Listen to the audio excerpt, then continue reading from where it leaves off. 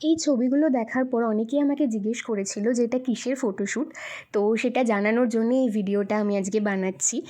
আমি একটি news anchoring, reporting এবং মিডিয়া রিলেটেড কোর্স করেছি। কোর্সটা কমপ্লিট হয়ে যাবে মার্চেই।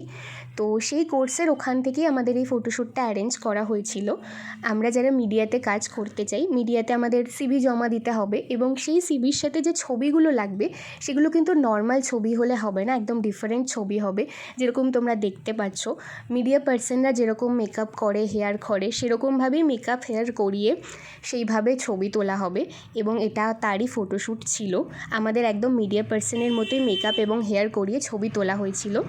এই শ্যুটটা হয়েছিল বাঘা যতীনে এবং এই শ্যুটের আমি মেকআপের কিছু ক্লিপস অ্যাড করছি। আমাদের এই মেকআপ আর্টিস্ট দাদা মেকআপ করেছিলেন। প্রত্যেকের ফেসে কিন্তু ডিফারেন্ট মেকআপ হয়েছিল, কারণ এক একজনের ফেসের শেপ এক এক রকম হয়। আমার ফেসের শেপ অনুযায়ী আমার আইব্রো, আই, নোজ সমস্তটা আলাদা ধরে ধরে মেকআপ করা হয়েছিল। আমি এই ভিডিওটা অনেকটা ফাস্ট করে দিয়েছি, না হলে অনেকটা বড় হয়ে যাবে এই ভ্লগটা। তো এখানে দেখতেই পাচ্ছ তোমরা ভিডিওতে কী সুন্দর ধরে ধরে দাদা মেকআপ করছিলেন। আমি খুবই নার্ভাস ছিলাম, কারণ এটা আমার লাইফের ফার্স্ট ফটোশ্যুট, একদম নতুন এক্সপিরিয়েন্স। এক্সাইটেডও ছিলাম। আর আমি বেসিক্যালি নো মেকআপই থাকি সবসময়, আমার মেকআপ করতে ভালো লাগে না। কিন্তু এখানে এই ডিফারেন্ট স্টাইলের মেকআপটা যখন আমার উপর হচ্ছে এবং মেকআপের পর যখন আমি লুকটা দেখে আমার সত্যি খুব ভালো লেগেছিলো। আর সত্যি কথা বলতে একটা সত্যি নতুন এক্সপিরিয়েন্স, ভীষণই ভালো লাগছিল। সবাই ওখানে ছিলে একসাথে, আমরা যারা যারা কোর্সটা করেছি সবারই একসাথে ফটোশ্যুট হয়েছে। তো সবাই মিলে বেশ গল্প টল্পও হচ্ছিল, তার মধ্যে মেকআপটাও চলছিল। এই মেকআপটা যখন চলছিল আমার ভীষণ ভালো লাগছিলো, সাথে আমার ঘুমও পাচ্ছিলো, কারণ অনেকক্ষণ ধরে মেকআপটা হয়েছে। আমি যেহেতু নো মেকআপ থাকি, আমার মেকআপ করার অভ্যাসও নেই খুব একটা। বিয়েবাড়ি টিয়েবাড়ি গেলে যেখানে মেকআপ ডিমান্ড করে সেখানেও আমি ওই 10 মিনিটে মেকআপ করি। বিবি ক্রিম, মাস্কারা অ্যান্ড লিপস্টিক, এর বেশি কিছু আমি কখনো অ্যাপ্লাই করিনি।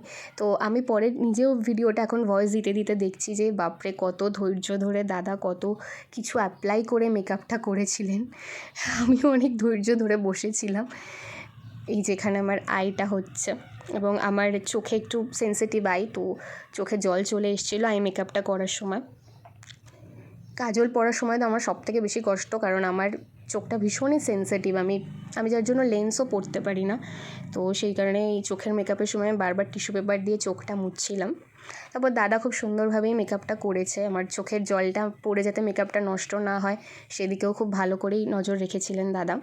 আর ওইদিকে পিছনে সবাইকে দেখতে পাচ্ছ, এক একজনের করে ফটোশ্যুট হচ্ছে, যার যেরকম মেকআপ হচ্ছে, যে যেরকম গিয়েছে সেই অনুযায়ী সিরিয়ালি পরপর হচ্ছিল।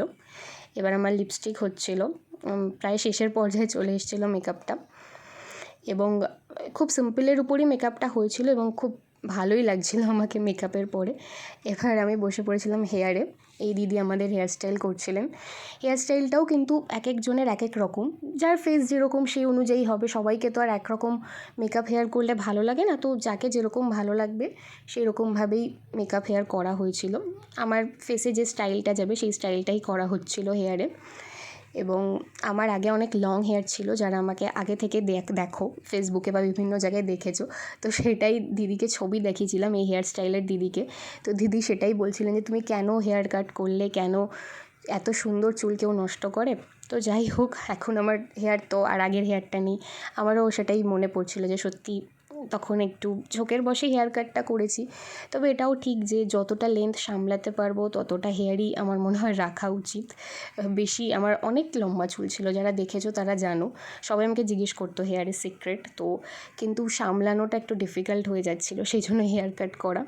তো এই যে আমার হেয়ার স্টাইল চলছে। আমার ছোটো চুল হয়ে গেছে এখন, বাট স্টিল দিদি বলছিল যে না, যত্ন নাও, আবার আগের মতো হতে পারে। আর পেছন থেকে আমাকে কেউ হাসাচ্ছিল, আমি বুঝতে পেরেছি, তো সেই কারণে হাসছিলাম। সবাই বেশ হাসি মজাই করছিল, কারণ আমাদের সারা দিন লেগেছিলো সেদিন শ্যুটটা করতে। মানে 12টা থেকে পুরো ওই 5টা অবধি তো লেগে গিয়েছিল।